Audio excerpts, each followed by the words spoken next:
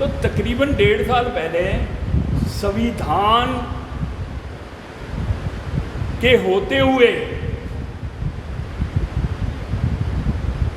कुछ यूपी से, मेरठ से संस्था खड़ी हुई और उन्होंने यहाँ तक कह दिया कि हम मनुवाद का संविधान इस देश में लागू करेंगे। उन्होंने कोर्ट तक बना दी और उनके ऊपर कोई केस नहीं हुआ।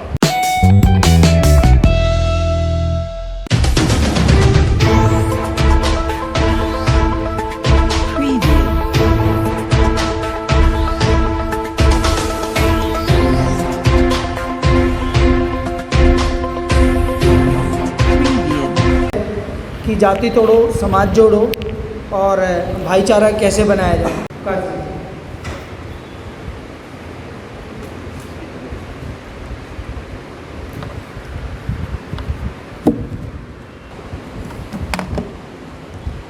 साथियों, माइक से जो है ना आवाज़ थोड़ी गूंज रही थी, मैं बैठा बैठा सुन नहीं पा रहा था ध्यान से, शायद आपको पहुंच रही है या नहीं, तो इसलिए मैंने बिना माइक के बोलूं। कोई एतराज़ तो नहीं है, किसी को दिक्कत तो नहीं आएगी? धन्यवाद।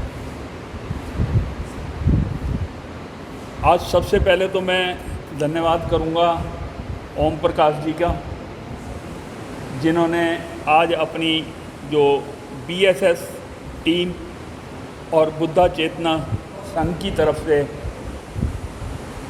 आपके दर्शन करने का मौका दिया। उसके लिए पूरी बीएसएस टीम और बुद्ध चेतना संघ का मैं ऋणी हूँ कि उन्होंने मुझे इस योग समझा, बुलाया, उसके लिए बहुत बहुत धन्यवादी हूँ। और साथ ही में बैठे हमारे डॉक्टर सैनी जी, आर.एस. सैनी जी, और भाई साहब का नाम मुझे हाँ जी, अरुण जी। तो ये पुराने साथी हैं, इनकी टीम है मिलाप जी की। तो ये कुछ ना कुछ समाज में बदलाव लाने के लिए यत्न करते रहते हैं। तो मैं वापसी पे थोड़ा सा, भाई मेरे साथ था नीरज भाई, तो मेरे दिमाग में एक बात आई कि आज का जो टॉपिक है वो है समाज में सहयोग की भावना कैसे पैदा हो। अब यहाँ पे दो बातें मेरे सामने बैठे बैठे भी आ रही थी और पहले थोड़ी सी आई कि समाज, हम समाज कह किसको रहे हैं? क्या जातियों में बटे समाज को हम समाज कह रहे हैं, या मानवता को समझने वाले समाज को हम समाज कह रहे हैं, या धर्म में बटे समाज को हम समाज कह रहे हैं? हम समाज कह किसको रहे हैं? जब तक ये क्लियर नहीं होगा ना हमारा फंडा, तब तक हम शायद सही लक्ष्य को प्राप्त नहीं कर पाएंगे। आज धर्म के नाम पे और जाति के नाम पे समाज को तोड़ा जा रहा है। कोई वक्त था, मैं भी अपने जिस धर्म से बिलोंग करता हूँ बड़ी सेवाएं करी, और तकरीबन 3 साल पहले है ना, मैं इतना दुखी हो गया सेवा करते करते कि कहीं हम अपने धर्म को बढ़ावा देते देते नफरत तो पैदा नहीं कर रहे हैं समाज के अंदर धर्म के नाम पे। तो एक स्लोगन है ना हेल्पर क्लब की तरफ से दिया, मैं इंसानियत में बसता हूँ और लोग मुझे मजहबों ढूंढते हैं। कि जो हमने धर्म के नाम पे मजहब अपने अपने बना लिए हैं, उसको परमात्मा कह दो, अल्लाह कह दो, वाहिगुरु कह दो, बुद्ध जी कह दो, गॉड कह दो, कोई भी नाम दे दो, वो तो इंसानियत में बस रहा है। कहीं हमने अपने अपने धर्म को प्रमोट करते करते मानवता को, इंसानियत को तो नहीं छोड़ दिया। और आज हमें इस तरह के प्रोग्राम करने पड़ रहे हैं कि समाज सहयोग कैसे दे आपस में। मतलब समाज एक नहीं है, तभी तो ये करना पड़ रहा है हमें। तो हमें मानवता वाला समाज पैदा करने के लिए एक होना पड़ेगा। मैं नहीं समझता कि कोई भी धर्म या मजहब, उसको कह दो, आपस में प्यार करना ना सिखाता हो। कोई भी मजहब बांटना सिखाता हो, ऐसा तो नहीं है। लेकिन हम उसकी मेन बात को भूलकर आपस में लड़ जाते हैं। वो कहता है मेरा धर्म सबसे आगे, और उसी में टोपी में, पगड़ी में, और किसी ने बाल साफ किए हुए हैं, किसी ने मतलब अलग अलग तरीके से जो भी हमने वेशभूषा बना ली है, ये हमने बनाई है। परमात्मा ने, अल्लाह ने या वाहिगुरु ने तो ऐसा नहीं है, इंसान को इंसान बनाया था। ये तो शेप तो हमने आके इसको अलग अलग देने की कोशिश करी है अपनी सुविधा के हिसाब से, या जो भी हमारी भावनाएं थी। और जो हमारे पूर्वज थे ना, वो भी देना तो नहीं चाहते थे, पर हमने उनकी वाणी को अच्छी तरीके समझा नहीं। ना समझने की वजह से हम मानवता को छोड़ अपने अपने चक्कर में फंस गए, और धर्म को प्रमोट करते करते हमने धर्म का जो मेन काम था जोड़ना, उसको छोड़ दिया, मूल भावना ही खत्म कर दी। तो होना क्या था हमारे साथ? यही होना था। सारे धर्मों का निचोड़ निकालें, और उधर बाबा भीमराव अंबेडकर के संविधान को एक साइड में हम खड़ा कर दें,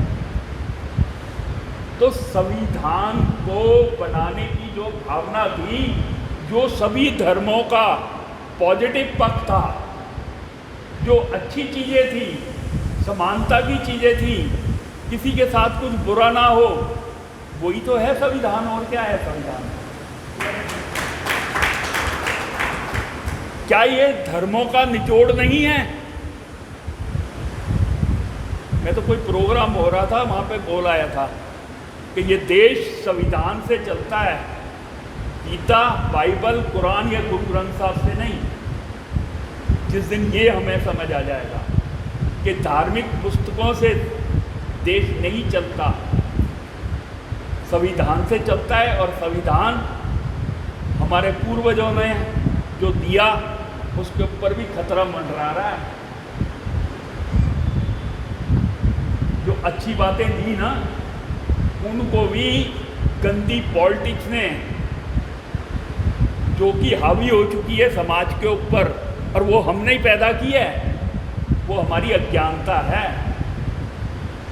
कहीं ना कहीं हमारी अज्ञानता के कारण गंदी पॉलिटिक्स हावी हो गई, और उन्होंने संविधान के ऊपर हमला कर रखा है। मैं उदाहरण देता हूँ आपको। अभी 1.5 साल पहले, 1.25 साल पहले MP के इलेक्शन चल रहे थे। आ रही है आवाज़ मेरे ख्याल? और तेज़ बोल सकता हूँ मैं, एनर्जी बहुत है, बुढ़ा हो गया हूँ, लेकिन तेज़ भी बोल सकता हूँ। तो तकरीबन 1.5 साल पहले संविधान के होते हुए कुछ यूपी से, मेरठ से संस्था खड़ी हुई, और उन्होंने यहाँ तक कह दिया कि हम मनुवाद का संविधान इस देश में लागू करेंगे। उन्होंने कोर्ट तक बना दी, और उनके ऊपर कोई केस नहीं हुआ। उनके ऊपर कोई केस नहीं हुआ जिसने देश के संविधान को चैलेंज कर दिया, क्योंकि शय थी। हम गहराई में जाएं, उस शय के कारण वो मनुवादी कोड तो बगावत हो गई देश में, लोग उसके खिलाफ बोलने लग गए, वो चुप तो हो गए।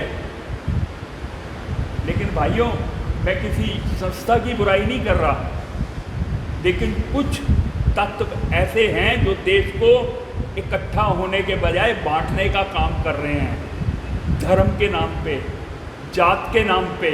और हमने बंटना नहीं है। अगर हम बटेंगे नहीं तो आज का कार्य तभी सफल होगा।